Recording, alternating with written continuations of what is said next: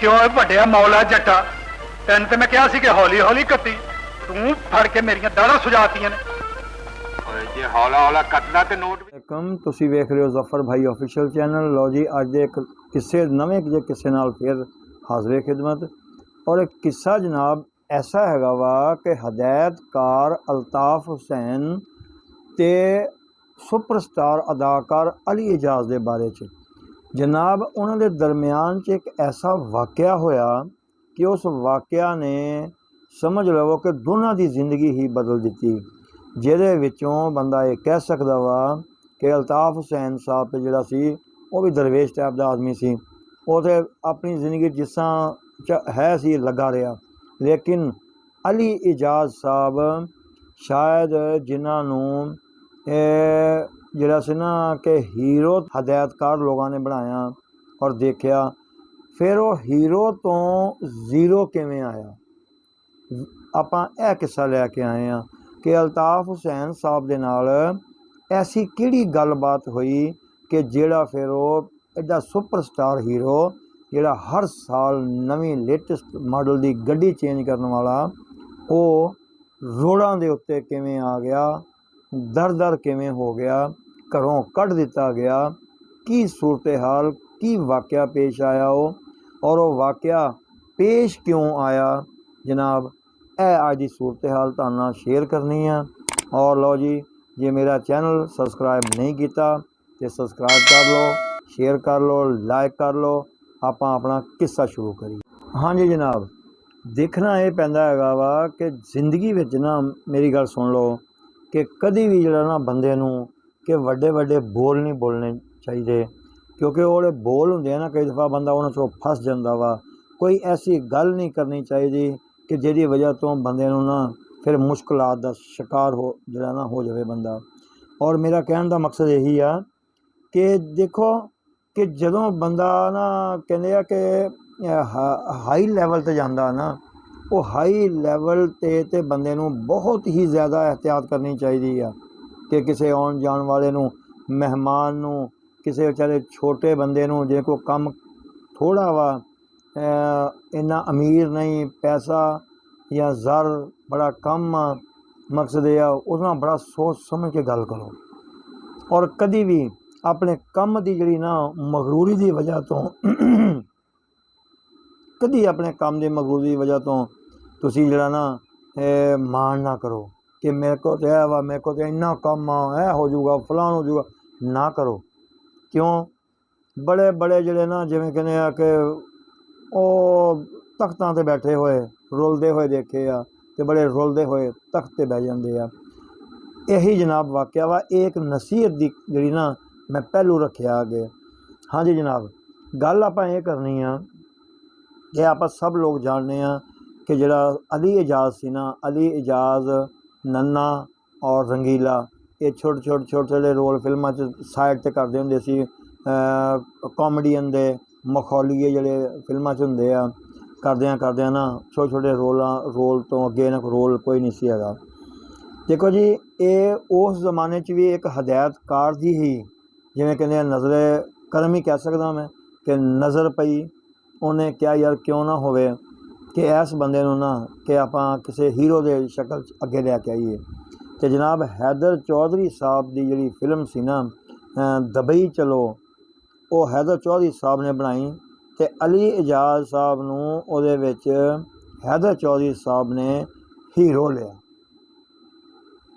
देख लवो वो भी तो एक हदायतकार सी ना। तो अगों फिर अल्ताफ हुसैन साहब वो भी हदायतकार सी जदों फिर उन्हां नाल वाक़या पेश आया। लो जी वो फिल्म कामयाब हो गई। उतों समझ लवो कि अली एजाज साहब सी जिहड़े ना उन्हां दे कॉमेडियन मखौलीए तो हट के ना हीरो की छाप लग गई। फिर तो समझ लो हीरो होना शुरू हो गए। फिर नन्ने अली एजाज ते रंगीले ने पेयर बना लिया।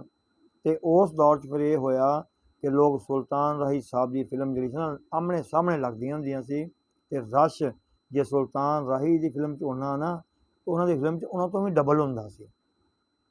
हुण ये सोचण दा पहलू है कि नहीं है कि यार देखो मेरी गल सुनो कि एक बंदा थल्लों उठ के आया उन्हों गरूर मगरूर ते जिहड़ा ना नक चला तो होना ही नहीं चाहिए। ਫਿਰ ਜਿਹੜੀ ਮੈਂ ਗੱਲ ਕਰਦਾ ਰਾਹੀ ਸਾਹਿਬ ਸੀ ਵੇਖ ਲਓ, ਉਹਨੇ ਜ਼ਿੰਦਗੀ ਭਰ ਇਹ ਚੀਜ਼ ਨਹੀਂ ਆਈ। ਲਓ ਜੀ, ਉਸ ਫਿਲਮ ਦੀ ਕਾਮਯਾਬੀ ਤੋਂ ਬਾਅਦ ਜਿਹੜਾ ਨਾ ਕੀ ਹੋਇਆ, ਇਹ ਤੁਹਾਨੂੰ ਵਾਕਿਆ ਜਿਹੜਾ ਤੁਹਾਡੇ ਨਾਲ ਸ਼ੇਅਰ ਕਰਨ ਲੱਗਾ ਮੈਂ, ਇਹ ਸੁਣਨ ਵਾਲੀ ਚੀਜ਼ ਆ, ਸੁਣੋ। ਫਿਲਮ ਖਾਸ ਕਿਉਂਕਿ ਹੀਰੋ ਜੋ ਹੋ ਗਿਆ, ਜਦੋਂ ਫਿਲਮ ਬਣੀ ਨਾ ਸਾਲਾ ਸਾਹਿਬ, ਸੋਨਾ ਚਾਂਦੀ, ਹੀਰਾ ਪੱਥਰ ਤੇ ਦੁਬਈ ਚੋਲ, ਖੈਰ ਪਹਿਲੇ ਬਣ ਚੁੱਕੀ ਸੀ। ਇਸ ਤਰ੍ਹਾਂ ਦੀ ਯਾਰ ਕੋਈ ਇੱਕ ਫਿਲਮ ਹੈਗੀ ਆ, ਬਹੁਤ ਸਾਰੀਆਂ ਫਿਲਮਾਂ ਵਾ, ਬਹੁਤ ਵੱਡੀ ਤਾਦਾਦ ਆ, ਔਰ ਸੁਪਰ ਹਿੱਟ ਕਾਮਯਾਬੀ।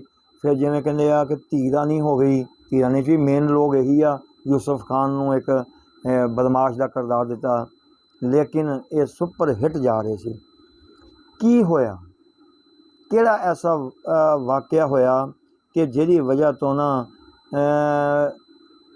ਅਲੀ ਇਜਾਜ਼ ਸਾਹਿਬ ਹੀਰੋ ਤੋਂ ਜ਼ੀਰੋ ਹੋ ਗਿਆ, ਔਰ ਉਹ ਮਾਮਲਾ ਕੀ ਐਸਾ ਪੇਸ਼ ਆਇਆ ਜਿਹਦੀ ਵਜ੍ਹਾ ਤੋਂ ਸਾਰਾ ਮਾਮਲਾ ਹੀ ਖਰਾਬ ਹੋ ਗਿਆ। ਮਾਮਲਾ ਇੱਕ ਹੀ ਆ ਕਿ ਜਦੋਂ ਬੰਦੇ 'ਚ ਗੁਰੂਰ ਤੇ ਸ਼ੈਤਾਨੀਅਤ ਆ ਜਾਂਦੀ ਹੈ ਨਾ, ਕਿ ਮੈਂ ਪਤਾ ਨਹੀਂ ਕੀ ਹੈਗਾ ਵਾਂ, ਬਸ ਸਮਝ ਲਵੋ ਕਿ ਬੰਦਾ ਖਤਮ ਹੋ ਗਿਆ। ਲਓ ਜੀ, ਇਹ ਸੁਣੋ ਵਾਕਿਆ ਤੁਹਾਨੂੰ ਦੱਸਣ ਲੱਗਾ ਕਿ ਨਾ ਯਾਰ ਡੇਟਾ ਨੂਟਾ ਮੈਂ ਇਸ ਵਾਸਤੇ ਨਹੀਂ ਦੱਸਦਾ ਕਿ ਅਸੀਂ ਕਿਹੜਾ ਬਾਇਓਗ੍ਰਾਫੀ ਕਰਨ ਲਏ ਹਾਂ, ਮਤਲਬ ਆਪਾਂ ਤਾਂ ਵਾਕਿਆ ਦੱਸਣਾ, ਕੁਛ ਵਾਕਿਆ ਦੀ ਵਜ੍ਹਾ ਤੋਂ ਹੋਇਆ ਕੀ ਮਾਮਲਾ ਸੀ। ਲਓ ਜੀ, ਅਲਤਾਫ ਹੁਸੈਨ ਸਾਹਿਬ ਜਿਹੜੇ ਸੀ ਨਾ, ਉਹ ਬਹੁਤ ਸਾਰੀਆਂ ਫਿਲਮਾਂ ਦੇ ਖਾਲਕ ਆ, ਔਰ ਖ਼ਾਸ ਕਰ ਘਰੇਲੂ ਫਿਲਮਾਂ ਜਿਹੜੀਆਂ ਨਾ, ਇਹਨਾਂ ਤੋਂ ਅੱਛੀ ਸਟੋਰੀ ਘੱਟ ਹੀ ਕਿਸੇ ਨੇ ਬਣਾਈ ਹੋਏਗੀ। ਫਿਲਮ ਬਣ ਰਹੀ ਸੀ ਜਨਾਬ, ਤੁਹਾਨੂੰ ਮੈਂ ਦੱਸਾਂ ਕਿ ਜਿਹਦਾ ਨਾਮ ਸੀ ਮਹਿੰਦੀ। ਅਲਤਾਫ ਹੁਸੈਨ ਸਾਹਿਬ ਨੇ ਸੋਚਿਆ ਕਿ ਨੰਨਾ ਅਲੀ ਇਜਾਜ਼ ਜਿਹੜਾ ਸੀ ਨਾ, ਉਹਨੂੰ ਇਹਦੇ 'ਚ ਬਾਕਾਇਦਾ ਤੌਰ 'ਤੇ ਨਾ ਮੇਨ ਰੋਲ 'ਚ ਲਿਆ ਗਿਆ, ਅਤੇ ਨਾਲ ਅੰਜਮਨ ਸੰਗੀਤਾ ਵਗੈਰਾ ਉਹਨੇ ਸਭ ਜਿਹੜਾ ਨਾ ਉਹ ਕਾਸਟ ਰੱਖੀ। ਉਹਦੀ ਸ਼ੂਟਿੰਗ ਵੀ ਹੋ ਚੁੱਕੀ ਸੀ, ਉਹਦੇ 3-4 ਸ਼ਾਟ ਵੀ ਜਿਹੜੇ ਨਾ ਉਹ ਫਿਲਮ ਬੰਦ ਹੋ ਚੁੱਕੇ ਸੀ। ਲਓ ਜੀ, ਅਤੇ ਅਲਤਾਫ ਹੁਸੈਨ ਸਾਹਿਬ ਆਪਣੀ ਟੀਮ ਦੇ ਨਾਲ ਜਿਹੜੇ ਨਾ ਉਹ ਬੈਠੇ ਹੋਏ ਨੇ, ਅਤੇ ਬੈਠ ਕੇ ਨਾ ਅਲੀ ਇਜਾਜ਼ ਸਾਹਿਬ ਹੀਰੋ ਦਾ ਇੰਤਜ਼ਾਰ ਹੋ ਰਿਹਾ। ਹੀਰੋ ਆਇਆ ਜੀ, ਹੀਰੋ ਨੇ ਆਣ ਕੇ ਗੱਲ ਕੀਤੀ, ਹਾਂਜੀ ਹਾਂਜੀ ਜਨਾਬ, ਚਲੋ ਜਲਦੀ ਕਰੋ ਜਲਦੀ ਕਰੋ ਜਲਦੀ ਕਰੋ।